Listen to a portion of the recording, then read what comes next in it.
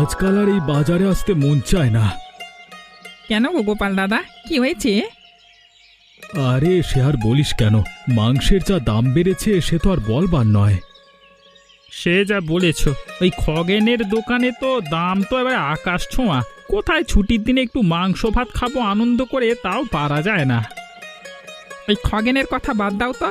জমিদার বাবুকে খাতির করে চলে কিনা, তাই ওকে জমিদার বাবু নিজের পোল্ট্রি থাকে, মানে পোল্ট্রি থেকে মুরগি ওকে দিয়ে দেয়, আর সেগুলি চড়া দামে বিক্রি করতে থাকে মানুষের কাছে। সে তো করবেই, জমিদার বাবু নিজের পোল্ট্রিতে শহর থেকে মুরগি এনে রাখেন আর তাদেরকে যত্নও করে ভালো, তাই ওসব মুরগির তো দাম হবেই। কিন্তু খগেন যা করে তা তো দিনে দুপুরে ডাকাতি। তবে রতনের দোকানের মাংস নেহাত খারাপ নয়, আমি তো নিজেই ওখান থেকে কিনেছিলাম গতবার। ঠিকই বলেছিস, ওর কাছ থেকেই মাংস নেব এরপর থেকে। আমিও তো বেশ কয়েকজনকে বললাম ওই খগেনের কাছ থেকে মাংস না কিনে রতনের কাছ থেকে কিনে, মানে আমাদেরই লাভ আর ছেলেটার একটু টাকা পয়সা আয় হবে। হ্যাঁ, তাই জন্যই সাহায্য আর কি। চল তাহলে আজকে রতনের দোকান থেকেই মাংস কিনবো। আর এই খগেনকে উচিত শিক্ষা না দিলে চলছে না, বাজারকে যেন মাথায় করে রেখেছে। আমাদের গ্রাম আর পলাশপুর গ্রামের মানুষ ওর মাংস কেনে, আর হরিপুর গ্রামের লোকেরা কেনে রতনের কাছ থেকে। আমাদের গ্রামের লোকেদের ঠিকমতো বোঝাতে হবে, দিলেই খগেনের কাস্টমার কমবে। আরে শুধু খগেনকে দোষ দিয়ে কি হবে? ও কি একাই টাকা ভোগ করে নাকি? কিছু অংশ তো ওই জমিদার বাবুকেও দেয় খুশি করবার জন্য।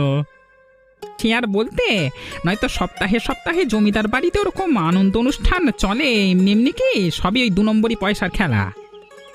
ওগুলোকে সব বন্ধ করতে হবে, আগে চল মাংসটা কিনি গিয়ে। কি রে রতন, ভালো আছিস? আরে গোপাল দা যে, অনেকদিন পর আমার দোকানে কি মনে করে? মানুষ ঠকলে ঠিক পথে আসে রে ভাই। ওই খগেনের দোকানে কিনে কিনে আমরা তো ফকির হতে বসেছি এক প্রকার, তাই এরপর থেকে ঠিক করেছি আমরা তোর দোকান থেকেই মাংস কিনবো। হ্যাঁ একদম, আর আমাদের গ্রামের লোকেদেরও তোর দোকান থেকে মাংস কিনতে বলবো। তোমরা যে আমার কি উপকার করলে তার বলে বোঝাতে পারবো না। তোমাদের জন্যই তো আমরা বেঁচে আছি। বলো কত কিলো দেব? আমাকে 2 কিলো। আমাকে আর রমেশকে 1.5 কিলো করে দে। বেশ বেশ, একটু বসু দিয়ে দিচ্ছি। তা কত করে কিলো নিচ্ছিস তুই? আগে দাদা 220 টাকা। দেখেছ, এই একই মাংস খগেনের দোকানে 300 টাকা। মানা যায়, এই লোকগুলো হয়েছে মাথা মোটা। রতন তুই ভাবিস না, তুই ঠিকঠাক ভাবে দোকানটা চালিয়ে যা।